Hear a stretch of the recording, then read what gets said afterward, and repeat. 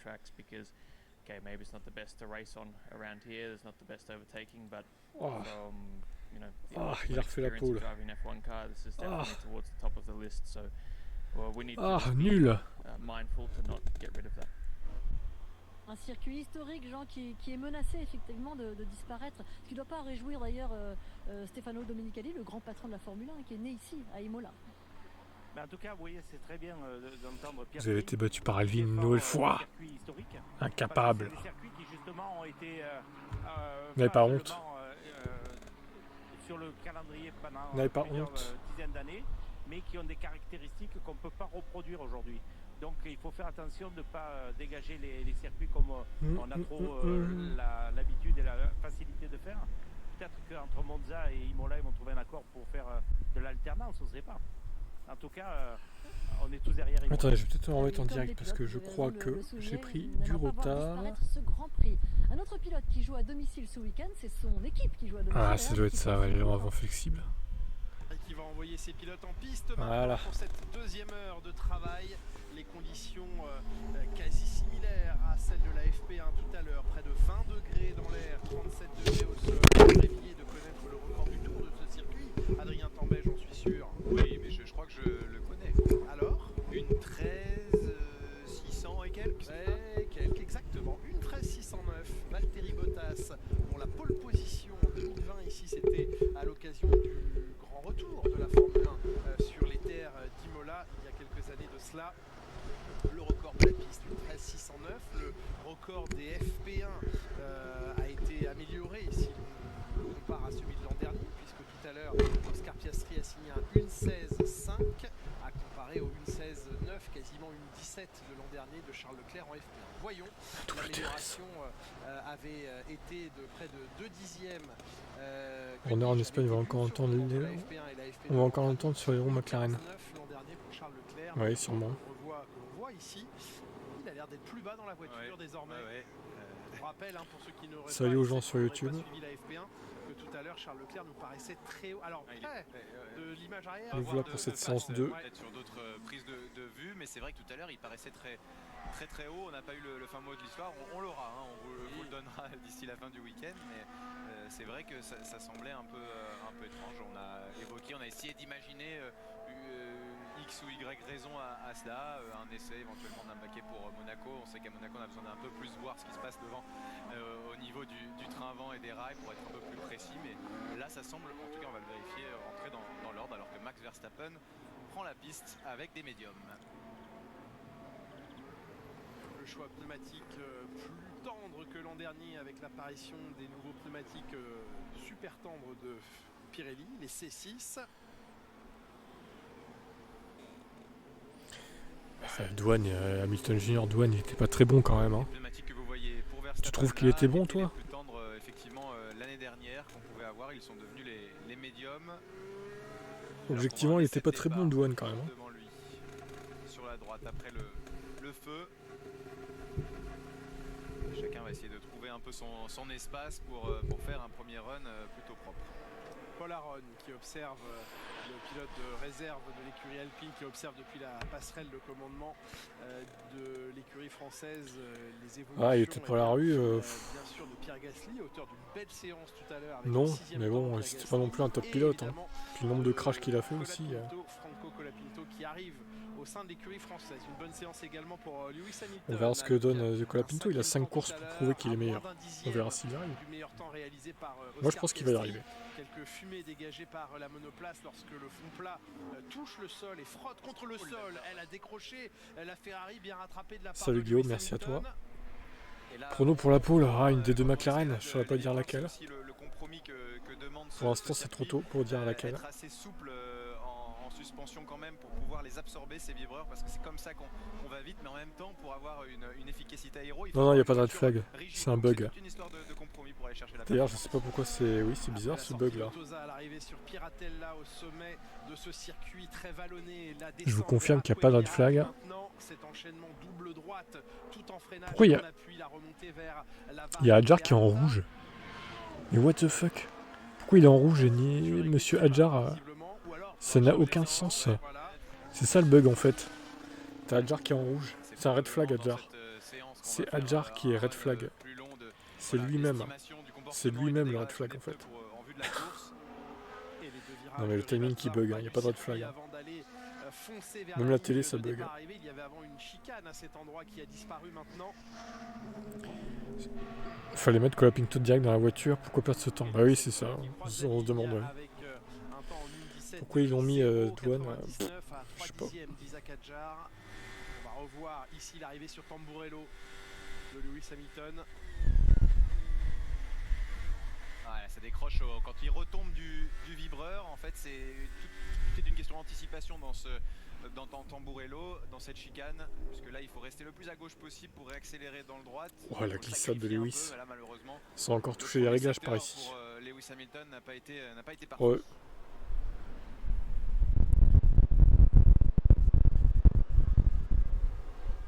Donc, je vous confirme qu'il n'y a pas de... Je vais masquer le truc parce que ça va induire les gens en erreur. Tant que c'est pas réglé, je vais le masquer. Les gens vont dire pourquoi il y a un red flag. Non, non, il n'y a pas de red flag. C'est bien un bug.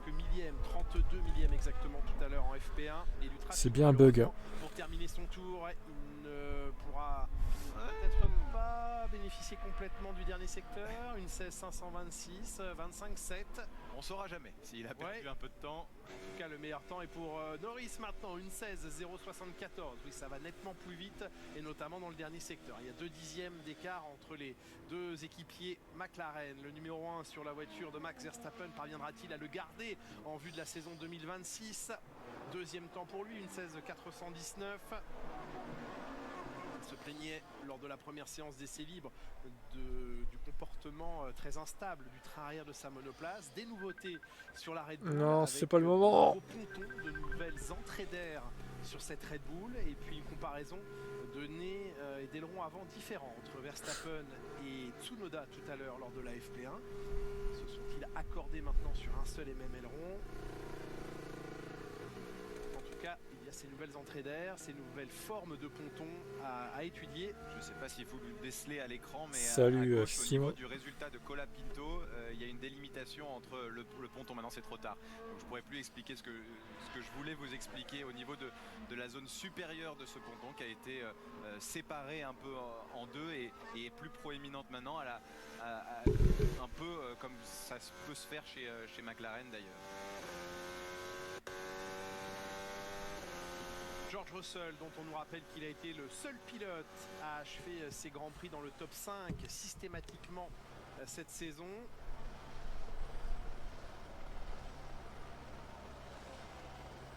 Il y a toujours le bug ou pas? Ah ouais. Toujours ce foutu red flag qui n'existe pas. Red flag fantôme. Il y a une certaine confiance maintenant trouvée dans cette Mercedes. Là, vous le voyez s'engager dans le deuxième secteur. Le virage le plus rapide de ce circuit, Piratella.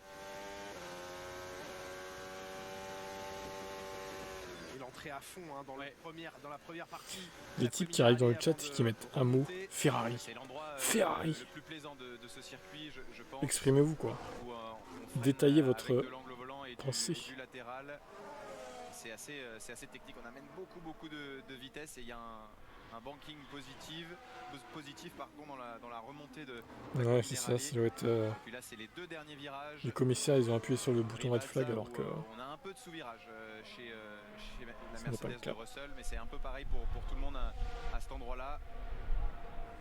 Deuxième temps pour George Russell, à un peu moins de 3 dixièmes de Lando Norris. On va l'écouter justement, George Russell. Avant cela, on observe Fernando Alonso. Le trafic qu'il a pris en arrivant sur Tamburello, ça c'était dangereux de la part de Colapinto qui était à Colapinto au milieu de la piste qui gêne Alonso. Alors Fernando, t'as fait rentrer dans Colapinto dans une Alpine. On n'est pas passé proche de l'accrochage dit Fernando Alonso. On en voit pas mal depuis la FP1, des problèmes de trafic sur ce circuit. On rappelle que c'est un circuit traditionnel, la largeur aussi est pas extrême, il y a beaucoup d'enchaînements, des endroits, beaucoup d'élévation, des endroits aussi où c'est à l'aveugle, donc c'est important pour les ingénieurs et les écuries de faire un bon travail là-dessus, d'information aux pilotes, leur donner ces informations assez tôt pour qu'ils puissent soit dégager la piste et accélérer ou alors couper l'effort plus tôt pour pas gêner et pour pas créer des situations dangereuses. Piastri qui est revenu au deuxième rang à 87 millième de Norris sur une deuxième tentative. Sainz avec un peu de sous-virage dans la descente vers Rivazza.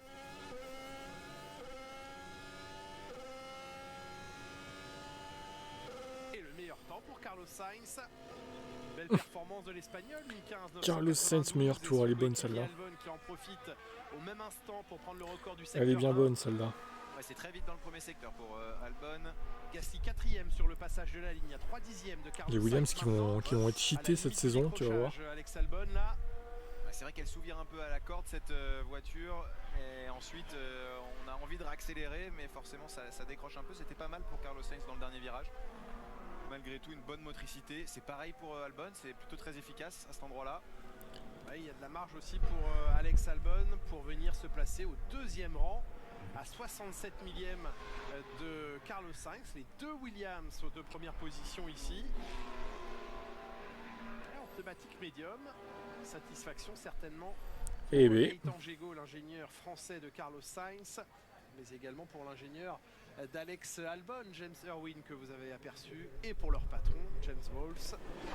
Charles Leclerc 5ème à 3 dixièmes de Sainz, un peu mieux que tout à l'heure. L'escalade des vibreurs pour Lewis Hamilton en entrée qui l'a quand même pas mal déstabilisé là. Ouais, et puis après le paye en sortie. Ouais, le paye en sortie, elle est rigide, on n'absorbe pas les vibreurs probablement comme on le souhaite. Et il a eu du mal à passer la puissance au sol, Lewis Hamilton, à la sortie de la variante haute.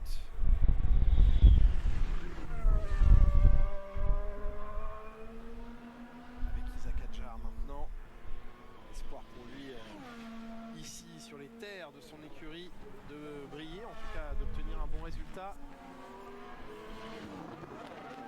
Et c'est une des écuries, Julien, qui a apporté le plus d'updates, d'amélioration, de développement sur leur voiture. Avec Aston Martin qui en apporte beaucoup aussi.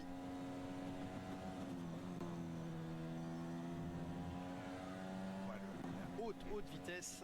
Puis il y a du trafic de partout, hein, regardez. Ah oui, c'est compliqué là à gérer. Visuellement, on imagine. Ouais, c'est perturbant, Adrien. Ouais, forcément. Hein, visuellement, on se demande jusqu'au dernier moment si le pilote devant a eu l'information et quelle va être sa réaction. Donc c'est ça qui crée des situations dangereuses. Donc la fraction de seconde qui peut... voilà, vous pouvez avoir une pensée à ce moment-là. Forcément, vous n'êtes pas focalisé sur autre chose. Regardez, encore du trafic là à gauche. Là, d'un point de vue timing, temps, perte de temps, ça devrait le faire pour Isaac Hadjar, mais c'est sûr que visuellement, c'est pas optimal.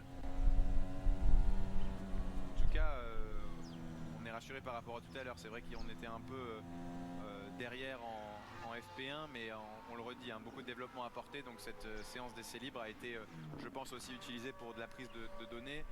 Cette Racing Bull qui fonctionne très bien depuis ce début de saison. En tout cas, on maximise le potentiel de la voiture et c'est important comme ça quand on apporte plein de pièces de pas se tromper, d'avoir une bonne corrélation avec les chiffres, avec ce qu'on a imaginé en soufflerie et dans les simulations, que tout se passe bien quand on met tout ensemble et par terre en piste, quitte à devoir parfois revenir un peu en arrière pour à nouveau réoptimiser en termes de réglage ce qu'on a, le package global. C'est peut-être un peu aussi ce qui se passe chez Ferrari avec cette nouvelle voiture. On le rappelle, cette année ils ont changé beaucoup, en tout cas une philosophie par rapport à l'année dernière. On le disait, 99% de la voiture avait été revue pendant l'hiver et forcément si on ne met pas le doigt sur une bonne corrélation et sur les bons réglages d'entrée de jeu, ça peut reprendre du temps pour aller faire fonctionner le plein potentiel. Et quand on a une grille aussi serrée, voilà encore. Ce trafic incessant.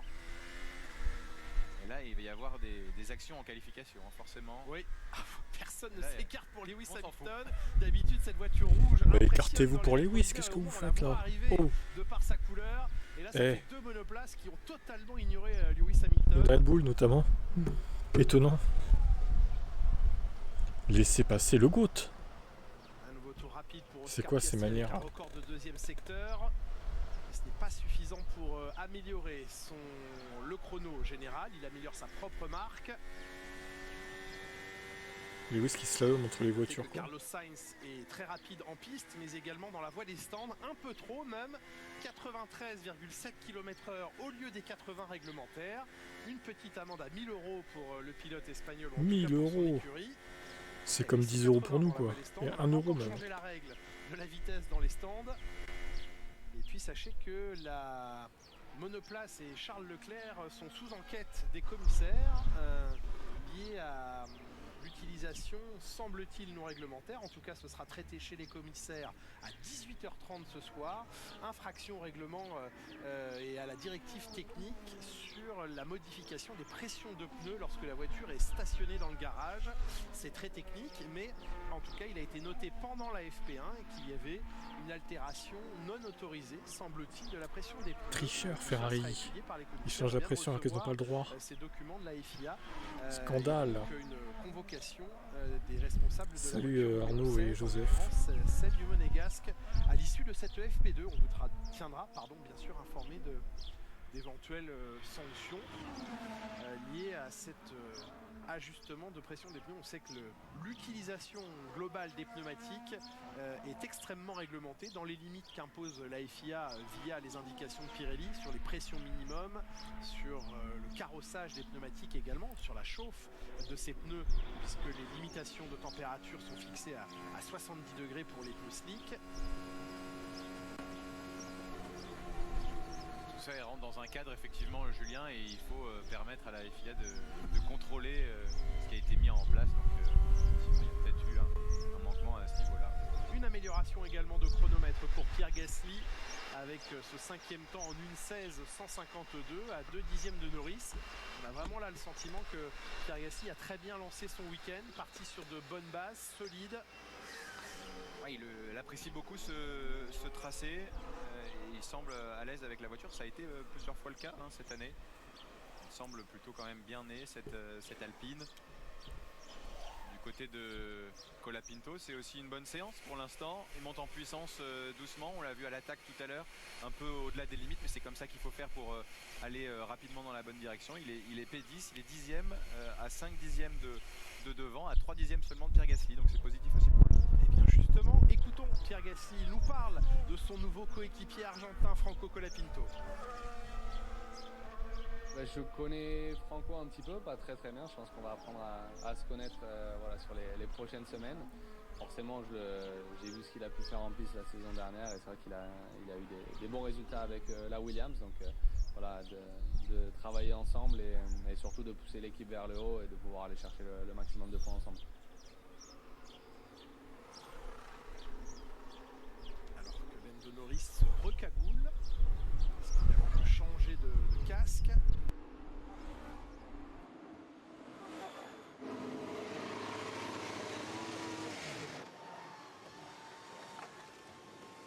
De la bonne entame ou non des week-ends pour les pilotes, c'est un paramètre sur lequel est revenu et sur lequel a insisté Kimi Antonelli, qui avait réalisé la pole position de la course sprint à Miami, qui avait réalisé un excellent résultat également en qualification pour le Grand Prix, et qui expliquait que c'est sans doute le week-end sur lequel il est parvenu à mieux entamer ses tours d'essai libre. Il n'y avait qu'une séance d'essai libre qui plus est, et pour expliquer ce bon rythme là-bas, il a dit: j'ai réussi à mieux aligner évidemment tous les éléments, mais surtout à mieux démarrer le week-end.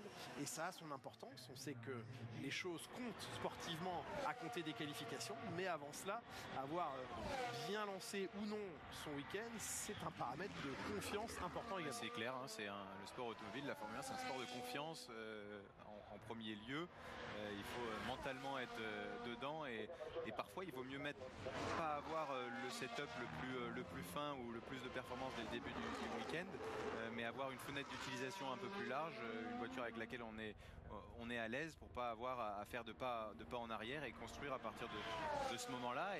Et ce qui est étonnant, c'était que c'était sur un circuit que Antonelli ne connaissait pas à Miami. Il y a aussi parfois des choses comme ça qu'on n'explique pas. Il y a des tracés sur lesquels on est à l'aise d'entrée de jeu et ce fut le cas pour Antonelli, parce que aller comme ça en performance pure, devancer un George Russell d'ailleurs qui est en train de faire claquer un très beau chrono, c'est pas chose facile. Vous pourrez demander à Lewis Hamilton. Bonne niveau d'attaque de la part de George Russell. Record secteur 2 maintenant en 26-2.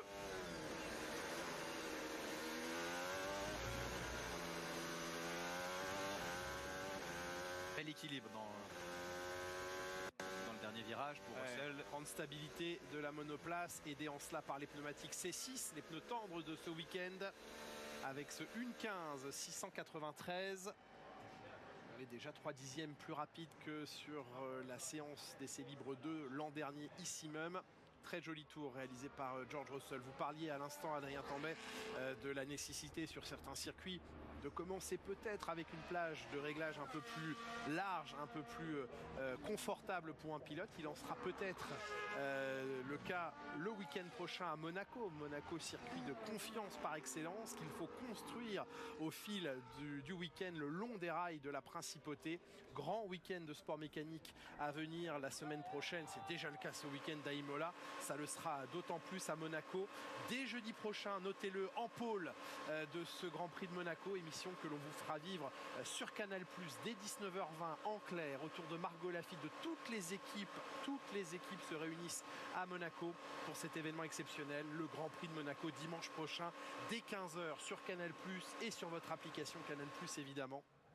On va vous faire vivre de l'intérieur ce Grand Prix de Monaco, qui sera le 8e rendez-vous de cette saison. Des circuits européens que les rookies connaissent un peu mieux aussi maintenant. Beaucoup d'entre eux ne connaissaient pas, n'avaient pas eu l'occasion de s'exercer dans la réalité sur les circuits lointains du début d'année. Là, on arrive sur des circuits qu'ils ont connus en F2, en F3, dans d'autres catégories, en Formule Renault par exemple. Et là aussi, c'est une petite aide, ou en tout cas, ce n'est plus un désavantage. Oui, en tout cas, par exemple, sur un circuit comme Imola, ça l'est pour Antonelli qui a pu faire pas mal de séances d'essai en Formule 1 ici, donc des points de référence, il les a déjà, il peut commencer son week-end avec la confiance qu'il faut et partir de moins loin, entre guillemets. Après, comme on disait juste avant, Miami, il était en pôle de la sprint alors qu'il n'avait jamais roulé, et donc on peut se poser aussi à l'inverse cette question de savoir est-ce que parfois il vaut mieux pas arriver d'une feuille blanche que d'avoir des faux points de référence d'une autre catégorie. C'est mieux sans Villeneuve, oui. Attends, peut-être qu'il va arriver demain, hein. C'est jamais.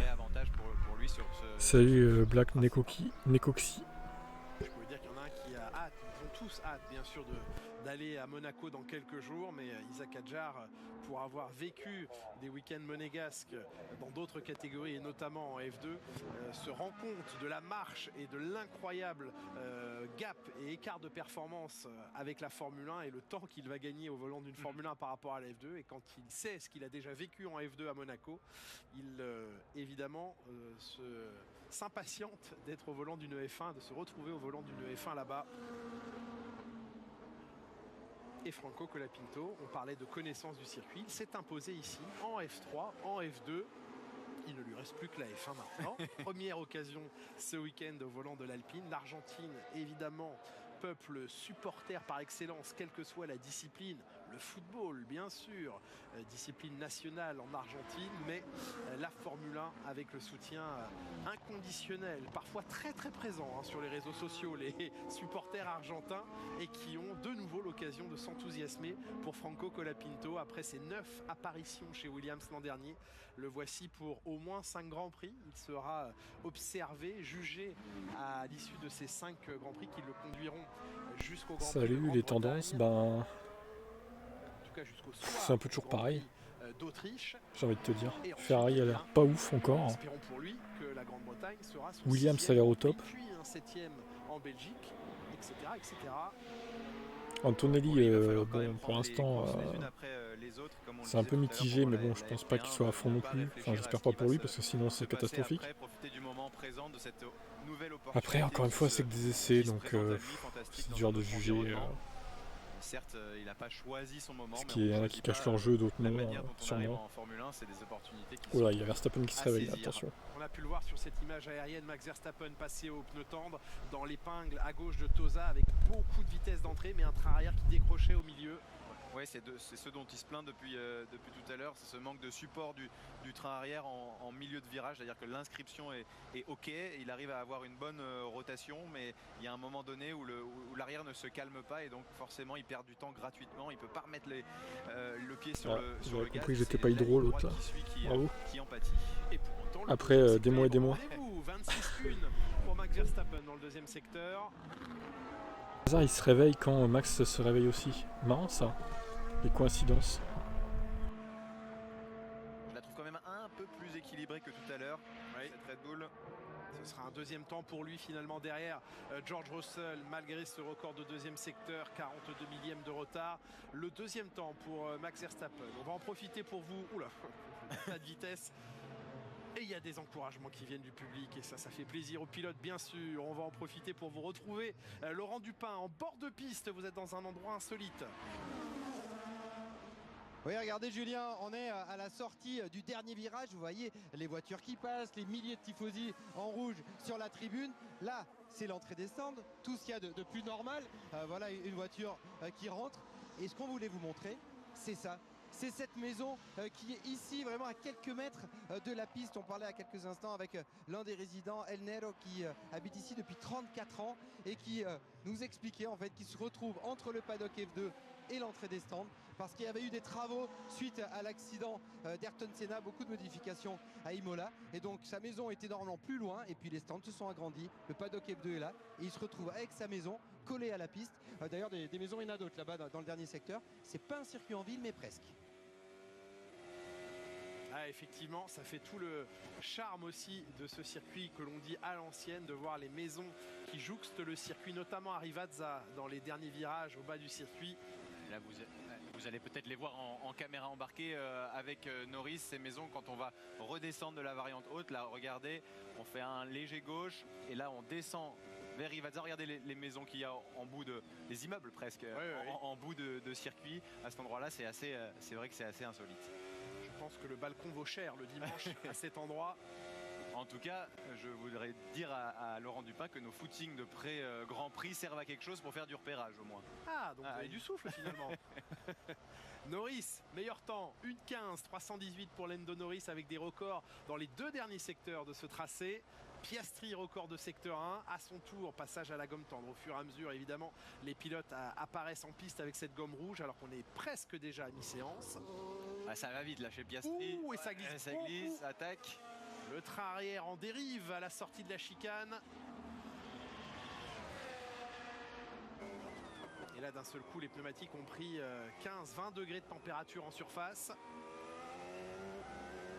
Oh, l'aspiration, non, elle va pas durer longtemps.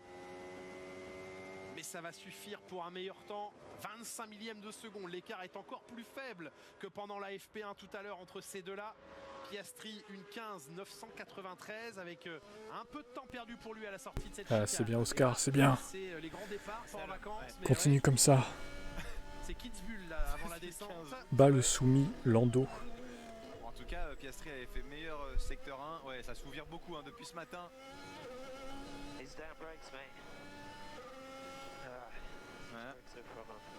Et les freins encore une fois. Les freins sont un problème selon Lewis Hamilton. De ne pas réussir à ralentir la voiture, il disait elle ne freine pas. C'est dommage de ne pas pouvoir freiner correctement en Formule 1 quoi. Les freins, il dit ses freins. Et ouais, c'est Brembo. on le répète, mais on a apporté une petite évolution côté. C'est Brembo qu'ils ont Ferrari du coup. Chez je Ferrari, crois, hein. Est-ce que c'est ça qui c'est de la merde du coup. Un problème? Est-ce que c'est un souci de température? On sait que quand on manque de mordant, c'est un peu ça parfois qui fait défaut. On va regarder ce qui s'est passé pour Antonelli. Ah bah là, la pelouse. Couper la chicane là-haut, un peu trop de vitesse en entrée. Et puis pour en revenir à la performance de Piastri, il est devant Norris, 25 millièmes d'avance, mais dans le dernier secteur, à la sortie de la variante haute, il a perdu au moins 2 dixièmes. I fought quite hard in 11-12. I'm very again what I mentioned. Okay, understood. Il l'a déjà mentionné auparavant, Max Verstappen, j'ai beaucoup de rebonds, je talonne beaucoup dans les virages 11 et 12, c'est Aqua Minerali, il rebondit Max. À droite en descente. Le problème n'est pas solutionné pour lui. En tout cas, on l'a vu escalader les vibreurs à la mode GT3 presque. Il a été très efficace dans la variante haute. On entendait à l'instant Lewis Hamilton parler des freins. C'est un point qui a particulièrement attiré l'attention de tout le paddock et aussi des commissaires à Miami, puisque vous le savez, à l'arrivée des Grands Prix, il y a les contrôles réalisés sur toutes les monoplaces sous régime de parc fermé, et toutes les monoplaces subissent des contrôles, et puis une ou deux autres monoplaces reçoivent des contrôles encore plus poussés à l'issue de ce Grand Prix. Et bien ça a été le cas sur la monoplace d'Oscar Piastri, vainqueur du Grand Prix à Miami, et notamment les freins, les écopes de frein, tout le système de freinage aux quatre coins de la voiture a été contrôlé par les commissaires de manière encore plus poussée. La voiture de Charles Leclerc a elle aussi, mais sur d'autres compartiments techniques, été sculptée, auscultée par les commissaires.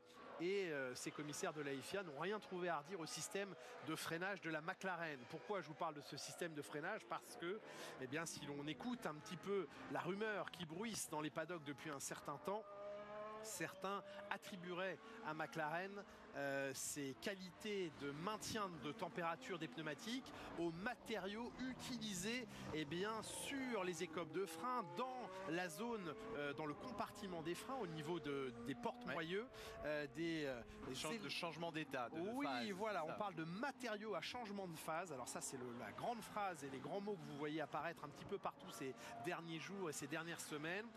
McLaren qui utiliserait, évidemment, ce sont des propos à tenir au conditionnel, mais des matériaux à changement de phase. Comprenez simplement par là que ces matériaux, on va écouter Leclerc. The brakes on mode warm-up are horrendous. Like, c'est bien, il s'agit bien de l'évolution. Something for tomorrow. Ah oui, il va falloir trouver quelque chose pour demain. Oui, bien sûr, il se plaint de la chauffe des freins. En mode chauffe, les freins sont catastrophiques, ils ne freinent pas. Alors, est-ce qu'on part sur des températures trop basses? Qu'est-ce qui se passe? Il y a un souci autour des freins. Et pour en terminer sur le point de McLaren, l'écurie britannique qui est suspectée, ou en tout cas, on imagine qu'ils utiliseraient des matériaux qui pourraient plus ou moins conserver la chaleur et la redistribuer d'une certaine manière pour justement éviter, ça attaque. Pour éviter que les pneus ne surchauffent indirectement. On a posé la question à Andrea Stella, le patron de l'écurie McLaren. Écoutez sa réponse au sujet des fameux freins. Formula One is always rich of noise. Vous savez, la Formule 1 est pleine de bruit. Ça nous donne des histoires à écrire, des histoires dont on parle. Et pour moi, je prends les choses comme une bonne nouvelle. Parce que ça occupe nos rivaux. Et ils s'occupent de nous au lieu de s'occuper d'eux-mêmes. Et donc ils posent leur attention sur la mauvaise chose. Ils essayent de trouver des choses magiques au lieu de se concentrer sur les choses fondamentales. Parce que notre voiture est bonne, mais elle est bonne d'une manière globale, alors que notre design est relativement simple. Voilà la réponse d'Andrea Stella, qui évidemment se gardera bien de rentrer dans le détail. Ça ne veut pas dire pour autant que les rumeurs ne sont pas fondées, ou peut-être que McLaren a effectivement trouvé des matériaux particuliers. En tout cas, la FIA n'a rien trouvé à redire sur ce qu'elle a contrôlé en profondeur sur ces systèmes. Là, le décrochage était violent de Norris. Et ce qui serait justifiable à propos de ces rumeurs, ça serait le niveau de contrôle de la FIA qui serait rendu compliqué, puisque le changement de phase reviendrait une fois que la voiture s'est arrêtée après quelques instants, au moment où d'ailleurs les contrôles sont faits par la FIA. Mais on n'aurait pas vu de matériaux suspects non plus sur ces voitures. Donc c'est pour l'instant, il faut rester dans s'il y a quelque chose, ça n'a pas été détecté. Voilà. Et pour l'instant, tout est légal, et c'est plus sur le design en lui-même et le fonctionnement de ce refroidissement des freins qui est bien fait chez McLaren. En tout cas, il faut leur laisser pour l'instant ce crédit-là. Et ce qui est sûr, c'est que chez Ferrari, on a essayé d'amener des solutions ici, et qu'apparemment, on essaye de les régler. Voilà, on essaye de contrôler cette température-là. Tout en gardant une bonne température de fonctionnement des freins, parce que le but du coup c'est de garder des pneus arrière qui ne surchauffent pas. C'est pour ça qu'il se plaint des freins, ils sont trop froids, les freins d'Hamilton en fait. Il faut que les freins Ferrari qui essaie de copier McLaren, mais ça marche pas. Et ça, c'est des Trop réglages à mort trouver de pour rire, quoi. l'instant. Les solutions en FP1 et FP2 chez Ferrari, on les a pas encore trouvées. Avec une grande chance sur ces F1 modernes, depuis plusieurs années d'ailleurs, c'est que les freins carbone maintenant sont capables de fonctionner à faible température. On a connu des périodes anciennes où il fallait que les freins soient bien chauds et on savait que la réputation du carbone c'était de fonctionner merveilleusement bien mais au-dessus d'une certaine température et c'était plusieurs centaines de degrés. Désormais, les freins de Formule 1 sont capables d'être efficaces avant même d'avoir atteint la barre des 100 degrés, en dessous des 100 degrés, là où il y a quelques années il fallait que les freins soient à 400, 500, 600 degrés. C'est totalement ça, Julien, mais en fait à l'époque c'était du on-off, c'est-à-dire que soit ça freinait, soit ça freinait pas du tout, il y avait vraiment une température à atteindre. Et là peut-être que dans la Ferrari on parle d'optimisation, d'efficience de freinage, qu'on freine à la limite, donc il y a un moment quand même où si la plage de température ou s'il y a un déséquilibre entre les freins avant et les freins arrière, il y a en fait tous les réglages qu'on a fait sur la monoplace, il n'y a plus rien qui fonctionne. Et c'est pour aller vite en monoplace et donc en Formule 1, il faut avoir des freins qui fonctionnent, c'est de là que découle le chronomètre. Et qui vous donne confiance, qui vous donne un retour, voilà, exactement. Un retour de sensation immédiat. Et pour en revenir encore une fois sur ces matériaux à changement de phase, on parle de matériaux qui, selon leur température, eh bien, peuvent changer d'état. On connaît l'état solide, l'état liquide. Si maintenant, effectivement, et là aussi, et là encore une fois, il faut le mettre au conditionnel, si McLaren a été capable d'incorporer à ces éléments de carbone des matériaux capables d'accumuler des températures et de les garder, et bien toute cette température qui éventuellement serait conservée par des matériaux dans les écopes de frein, dans la zone du moyeu, eh bien c'est de la température qui ne va pas dans les pneus et qui effectivement permet d'éviter la surchauffe. Ce serait intelligent, ce ne serait pas la première fois que les écuries travaillent sur la propriété de certains matériaux, certains pour leur élasticité, certains pour leur capacité à retrouver une forme après s'être déformés.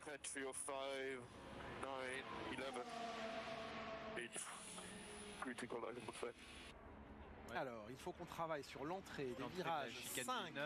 Oui, l'entrée du virage 9, c'est Piratella au sommet de la côte. Et l'entrée du virage 11, c'est Acqua Minerali en bas de la descente. Dans le rapide. Ouais, il dit c'est assez critique. Oh, elle est dure. Elle est dure en suspension. Moi, ça se passe pas trop mal, mais elle est dure en suspension quand même sur les vibreurs. Putain, vous êtes tous morts dans les chats là, personne parle quoi. On se réveille là. Sa voiture que oui, ce matin, là c'est corrigé, c'est plus du tout la même position. Donc il y a bien une différence. Là, il est de nouveau comme Lewis Hamilton. Il n'est pas excessivement bas, mais il est pas. Tout à l'heure, il était trop haut. Il va serrer plus fort les harnais pour le comprimer dans sa voiture. On n'a pas fait ça. Et on a oublié, on n'a pas vu en tout cas que Pierre Gasly avait fait le troisième meilleur chrono. Il est bien là, Pierre Gasly. 15.569. Absolument, le chrono est là, posé par Pierre Gasly, une 15.569 effectivement. Il est pour l'instant le meilleur des autres. Il y a McLaren à nouveau un petit peu seul sur sa planète. Et derrière, Pierre Gasly emmène la meute avec un beau dixième d'avance sur George Russell, un dixième et demi d'avance sur Max Verstappen. C'est bien tout cela.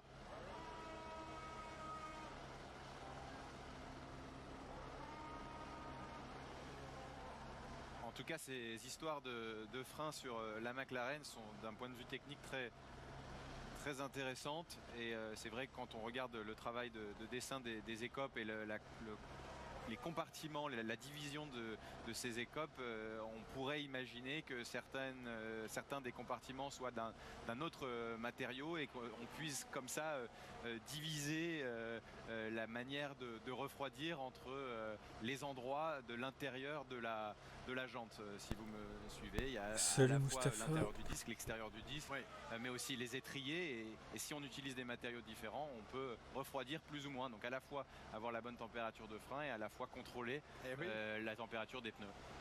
Oui, parce que les freins à la base, c'est fait pour freiner, mais en Formule 1, c'est aussi fait pour plus ou moins chauffer par l'intérieur de la jante, le pneumatique. Alors il y a des moments où on est bien content que les freins arrière chauffent parce qu'ils apportent de la température par l'intérieur de la jante et par l'intérieur du pneu, et c'est la meilleure des façons de chauffer un pneumatique.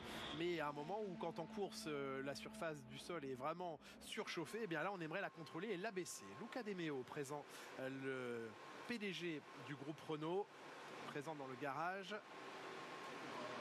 Évidemment en italien de naissance, de cœur, ici sur les terres d'Imola, sous les yeux du papa de Pierre Gasly. Les évolutions chez Ferrari, c'est pas la peine, les deux pilotes peinent à freiner la voiture. En fait, ils essaient de copier Ferrari, mais pour l'instant, ça fonctionne pas. Ils auraient dû développer ça pendant l'hiver et pas maintenant, quoi. C'est trop tard. On a Verstappen qui vient de partir, effectivement. Salut, ça va et toi? Pneumatique 9 médium, on a Adjar aussi à l'instant. Gasly P4, tu restes sans voix. P3 maintenant d'ailleurs. Il reste 21 minutes dans cette séance. Pouh. L'Alpine, elle est incroyable. Bon, j'attends de voir si ça sera pareil au qualif. Quand même. Attendons de voir.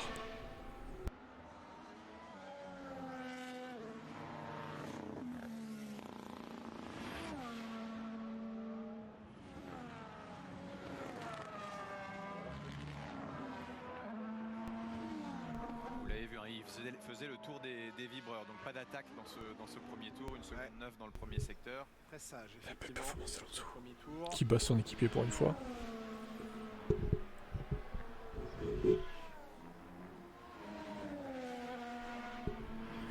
Antonelli, toujours loin. Hein.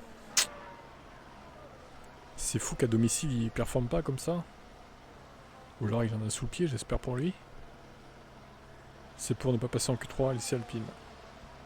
Bon, alors, je pense que Gasly va passer quand même en Q3. Colapinto, non, c'est sûr que non. Ces Mais... dernières années n'était pas une monoplace qui appréciait beaucoup de monter sur les vibreurs, justement. C'était devenu un des points faibles de cette voiture. Et ici, eh bien, Imola, il faut être capable de les escalader, de vite les passer. Et vous l'imaginez, hein, si cette Red Bull est effectivement réglée pour Max Verstappen, c'est-à-dire vraiment sur le nez, avec un train avant très précis et un arrière un peu baladeur entre guillemets, en tout cas qui permet les rotations, ben, tout dérangement, tout passage sur les vibreurs accentue le phénomène compliqué quand on retombe de celui-ci. Donc ça rend une voiture très efficace sur un sol totalement plat, sur des surfaces de circuit neufs, mais sur des circuits traditionnels comme celui-ci où il y a des vibreurs, c'est un peu plus compliqué effectivement. 399 Grand Prix couverts par l'écurie Red Bull, le 400e ce week-end ici à Imola.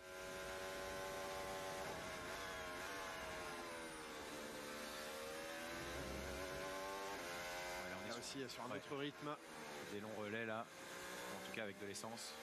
Oui, il va bien falloir estimer le rythme à adopter sur ces longs relais de course, parce qu'encore une fois, on peut estimer que les écuries ne vont vouloir effectuer qu'un seul arrêt en utilisant de la gomme médium et de la gomme dure, et certainement se priver des pneumatiques les plus tendres, sauf fin de course perturbée par une éventuelle safety car ou un drapeau rouge. Mais à la régulière, pour moi, ce sera un des deux McLaren. Les écuries vont vraiment miser sur les pneus médiums et durs, et il faut adopter un rythme qui soit à la fois compétitif mais qui permette de séparer en deux les 63 tours du Grand Prix. Exactement Julien, et puis c'est important de le rappeler, mais ces pneumatiques médiums n'ont pour la plupart n'ont pas été un des deux McLaren, donc je gérerai plutôt Piastri. J'espère qu'il va continuer sur sa lancée, quoi. En course, on fait 2 arrêts. Je préférais largement Piastri que Norris. À vérifier C'était à choisir, et la dégradation de on verra bien. C'est ce qu'ils sont en train de faire. Antonelli fait comme Alonso à mon entraînement. Et oui. Kimi Antonelli à bord de sa monoplace il y a quelques instants. Il fait comme il montre, il suit l'exemple de Fernando, le grand Fernando. Mercedes, puisque nous arrivons sur des grands prix européens, que les motorhomes, les hospitalités des écuries. Il reste 17 minutes pour cette saison 2025. Et qu'a-t-il découvert dans son motorhome, Adrien? Le mot de Lewis Hamilton. Et absolument, le mot de toujours ce red flag là qui n'existe pas. Rappel pour celles et ceux d'entre vous qui ne connaîtraient pas encore l'histoire que lors de la dernière épreuve européenne, Dans l'étude des matériaux, aucun matériau n'a la capacité de changer d'état sous les liquides. Les matériaux qui protègent le mieux sont l'aluminium et la céramique. Ok. Merci pour ce retour, monsieur l'ingénieur. Dans ce motorhome et dans la chambre qu'occupe désormais Kimi Antonelli, qui était la pièce réservée l'an dernier à Lewis Hamilton, et il a pu découvrir Kimi Antonelli, ce mot laissé par Lewis Hamilton. Il n'a pas souhaité dévoiler tous les détails. Alors, pour y avoir eu accès à ce petit mot, on va respecter les mots de Lewis Hamilton qui sont les siens et qui sont propres et destinés seulement à Kimi Antonelli, mais c'est vrai qu'il a été extrêmement chaleureux dans le mot laissé. Ce mot est d'ailleurs désormais encadré par Kimi Antonelli et dans lequel, évidemment, il lui souhaite le meilleur et il lui donne un petit conseil à Kimi Antonelli de tout donner pour son équipe, pour tout donner aux personnes qui sont dans cette équipe, parce que c'est comme ça qu'il obtiendra tout en retour et que son parcours sera réussi chez Mercedes. Du soutien, de l'affection et ce petit conseil très amical de la part de Lewis Hamilton. Kimi Antonelli extrêmement touché par ces mots de Lewis Hamilton, et il l'a dit d'ailleurs hier, je garderai ce mot encadré et je le verrai à chaque fois que je rentrerai dans cette pièce, dans cette chambre qui m'est maintenant réservée dans le motorhome Mercedes.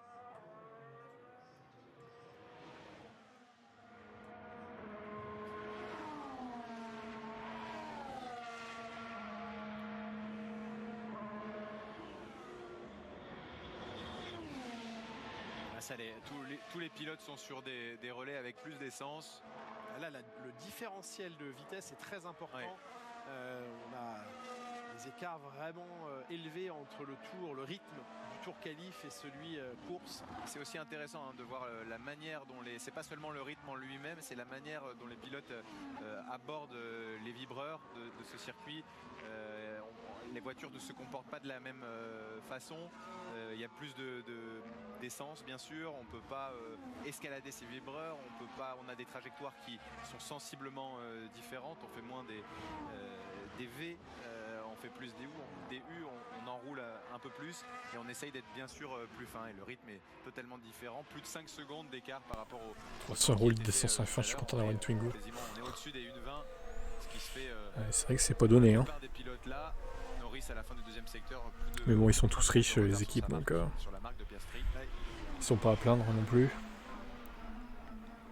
On parlait tout à l'heure en après FP1 de l'importance ou non de. Ouais, mais moi je sens que demain, tu auras sûrement Leclerc en Q3, mais Hamilton il se fera éliminer de la Q2 en Q2 pour un dixième quoi. Ça j'en suis convaincu encore. Allez, Hamilton ira pas en Q3 encore demain.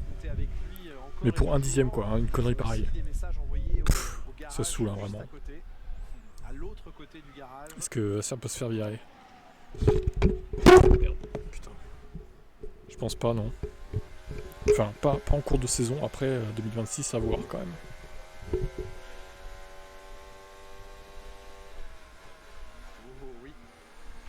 Le seul sous les 1 minute 20. Piastri. Attention. Tsunoda qui est au milieu de la piste. Un deuxième réflexe un peu plus approprié, mais qui a surpris Kimi Antonelli. Et encore une fois, il a vraiment besoin de l'information de son ingénieur à la radio parce que c'est un virage où on ne voit pas qui arrive derrière. C'est en descente et à ces vitesses. Leclerc c'est pas mal, mais bon, il a 5 dixièmes quand même. Hein. Il fait ce qu'il peut, il est très rapide sur un tour, c'est ce qu'il sauve en fait, Leclerc. C'est que c'est un des meilleurs du plateau sur un tour en fait. Donc sinon, bah, voilà. Il surperforme la voiture, un peu comme Verstappen fait avec la Red Bull en fait. Tout simplement. Oui, c'était déjà le cas tout à l'heure en première séance. Bon, Tsunoda là, il s'est rapproché de Verstappen quand même, je vois que ça va mieux pour lui. Il est qu'à un dixième. C'est mieux pour Yuki.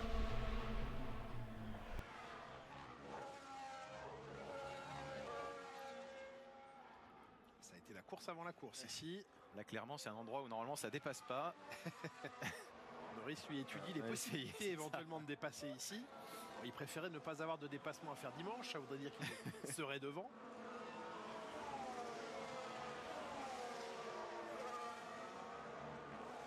Franco Colapinto a fait comme s'il n'y avait personne mais en laissant quand même un peu de place au cas où. C'est malin. Et il est à environ une demi-seconde à ce stade de cette première journée de travail à Imola de son coéquipier Pierre Gasly, qui en plus lui a vraiment pris les choses du très très bon côté pour l'instant. C'est une bonne référence là pour le coup pour Colapinto, il n'y a pas de question à se poser et puis dans l'équipe c'est le clair numéro 1 donc ça va le laisser tranquille de ce côté là. Laisser un peu de temps pour se rapprocher de Pierre Gasly. C'est assez intéressante la comparaison Piastri-Norris parce qu'il y a quasiment une moitié de circuit au mètre près qui est à l'avantage de Piastri. Oui, c'est dans le rapide. Et Norris sur la dernière partie dans les sections un peu plus lentes, à partir du 12, c'est vrai qu'on est sur la section plus lente et le circuit se divise quasiment parfaitement en deux. pouvez y voir Entre les McLaren, oui. Vous pouvez voir deux choses.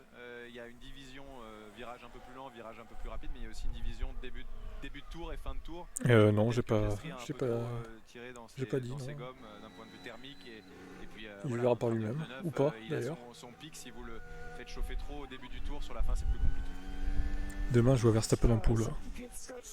Eh ben, je pense pas. Je serais très surpris. Qu'est-ce qu'il fait, Max? Il attaque l'Alpine. Il se bat avec l'Alpine. Il se bat avec une voiture de son niveau, à Max. Hein? Il ne vaut pas mieux qu'un pilote alpine. Son pied qui est pédale d'accélérateur, donc ça le dérange pas vraiment, il va falloir vérifier si on n'a pas oublié quelque chose ou si quelque chose qui s'est décroché dans la dernière fois c'était des lampes torches laissées dans le cockpit de Lando Norris chez McLaren. J'ai connu un incendie avec un torchon qui avait été laissé. Sale rageux! Ah, ça y est, j'ai fait réagir les fans de Max qui étaient en sommeil là. C'est tellement facile quoi. Max, best pilote de la grille après Lewis. Ah, il dit quand même après Lewis. Ça va alors. Ce que vous voulez, un truc en tissu quoi. Oui, pas inifugé visiblement. Non, exactement, et ça s'est mal passé. Oups, ta boulette. Ah oui, ça fait cher le coup du torchon. Pas génial. Très bien. Première course de l'année. Tout va bien. Oui, on partait sur des bonnes bases.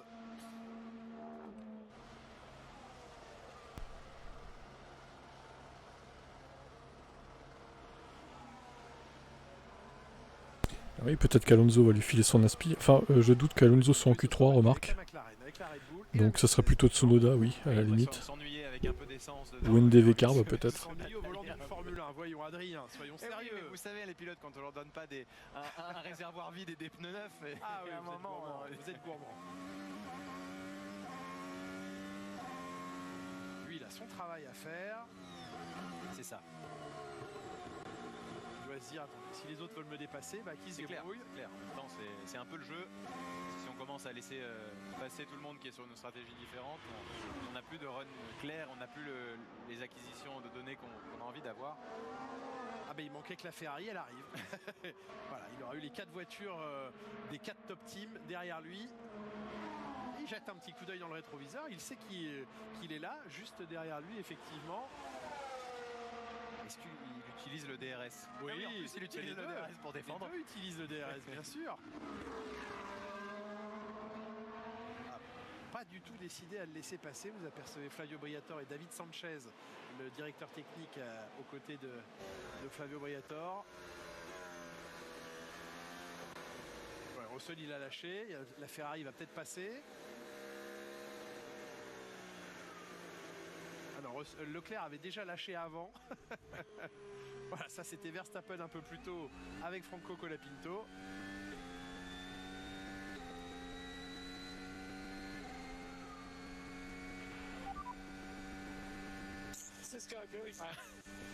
J'étais sûr qu'il allait parler du DRS.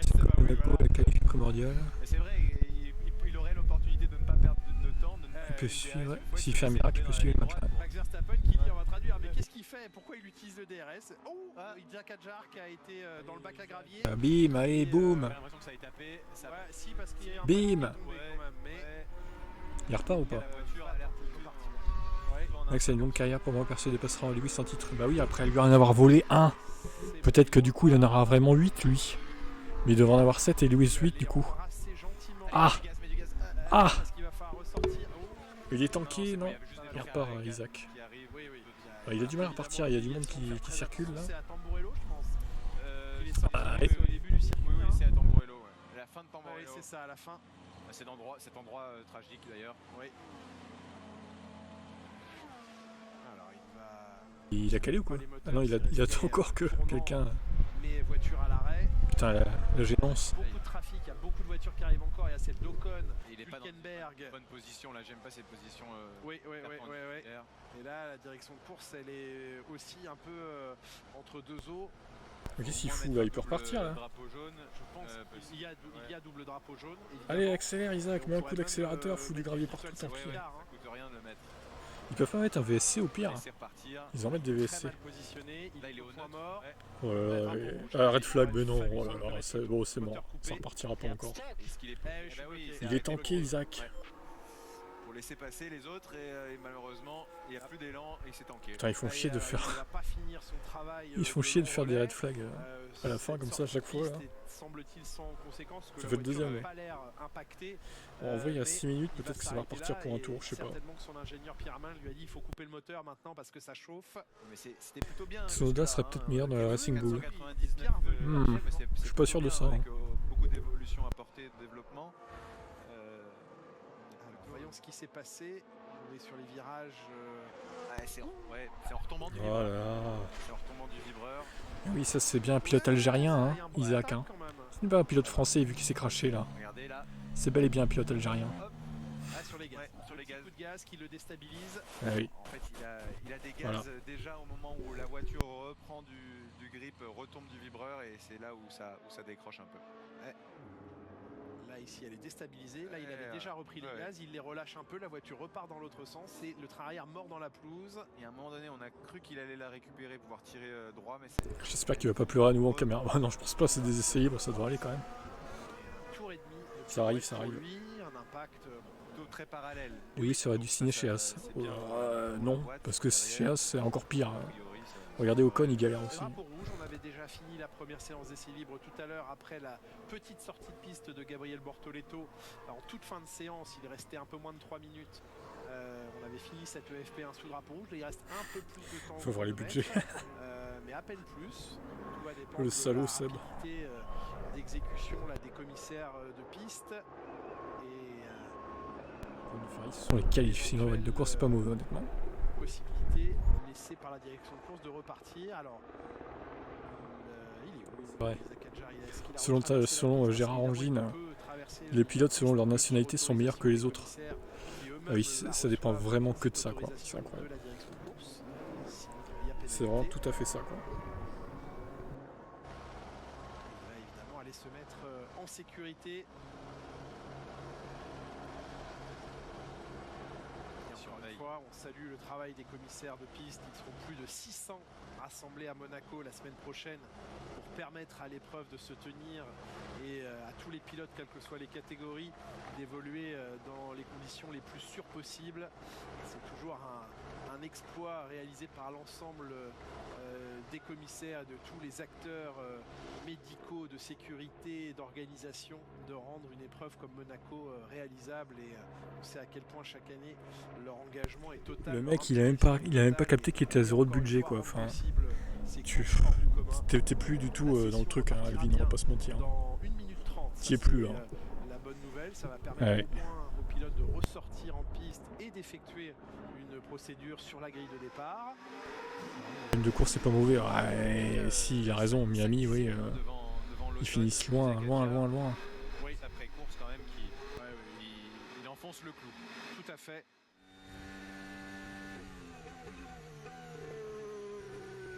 Décollage.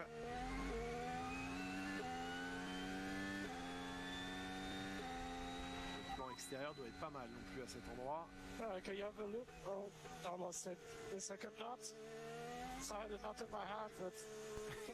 Ah, qu'est-ce qu'il a à se plaindre, Max, encore? Pas seulement un truc dans les pieds, mais apparemment il y C'est avait pas aussi vrai, un ça, écrou, quand même.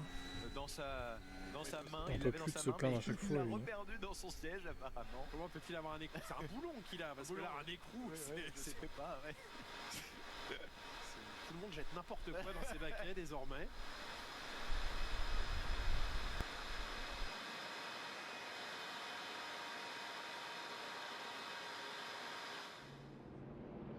Ça y est, c'est vert. Albon est prêt à reprendre la piste. Alors c'est pas encore vert, 5 secondes. Ouais, mais Là, la piste est dégagée. La piste est dégagée, pardon. est propre. Ça forme une magnifique ligne dans la voie des stands. Et il reste moins de 2 minutes pour que toutes ces monoplaces puissent s'élancer. Alors il est demandé dans les consignes du directeur de course que si la séance doit reprendre à moins de 2 minutes de la fin du chronomètre, il est demandé à ce que les pilotes ne laissent pas d'écart à la sortie de la voie des stands et sortent de manière fluide des stands. Ça a été spécifiquement demandé par la direction de course Voyons maintenant si chacun dans la voie des stands s'exécute. C'est évidemment afin de permettre à chacun de pouvoir prendre la piste avant que le drapeau à Damiens soit baissé et que le feu rouge apparaisse à la sortie des stands. La NASCAR non, pour le coup, t'as pas 0. De faire un tour lancé aussi, il reste 1 minute 15. Alors, mais fais tes 0 parce que sinon t'auras 0, voilà, je te préviens. Là pour en tout cas pour devant ça va le faire pour tout le monde je pense. Et quelques-uns auront non, t'as pas 0 là, t'as 200 millions et quelques. Pas tous. Alonso, Stroll, Lawson, Tsunoda. Profites-en. La qualifié fait partie des 2 meilleurs moteurs, donc non, la voiture qui est naze. Pourquoi ils n'ont pas config de l'année dernière? Je sais pas du tout. Bonne question. Tout le monde le dit ça, il fallait pas changer la config à l'an de la nouvelle réglementation quoi. Je suis positif pour le 5e. T'es surtout positif à la cocaïne toi, je crois. 2 écuries américaines l'an prochain sur la grille. On sait que Cadillac arrive, équipé du moteur Ferrari dans un premier temps. Et évidemment impatient de connaître les couleurs de la voiture et surtout les pilotes qui seront amenés à représenter l'écurie américaine l'an prochain. C'est un défi colossal que tente de relever Cadillac, être présent sur la grille avec la nouvelle réglementation 2026 et présent dès les premiers essais hivernaux. Ouais, voilà, pas cette année. Ils se dérouleront au mois de janvier prochain, fin janvier. À moins que Red Bull trouve une parade incroyable. Drapeau à damier qui est pris et je pense que Alonso est le dernier à pouvoir faire un tour rapide. Non, il l'a pris le drapeau à damier. Il l'a pris. Il y a finalement pas tant de pilotes que cela qui vont avoir un tour rapide. Piastri, Norris l'auront. Leclerc et Hamilton également. Albon, ah oui, Sainz Alvin aussi. l'inactif. Et Antonelli ainsi que Nico. Ça va se jouer entre Piastri et Norris. Piastri favori cette année. Ouais. Espérons que ça dure. Situation un petit peu inverse à la FP1 chez Ferrari où c'est Lewis Hamilton. Je vais vous quitter là, moi.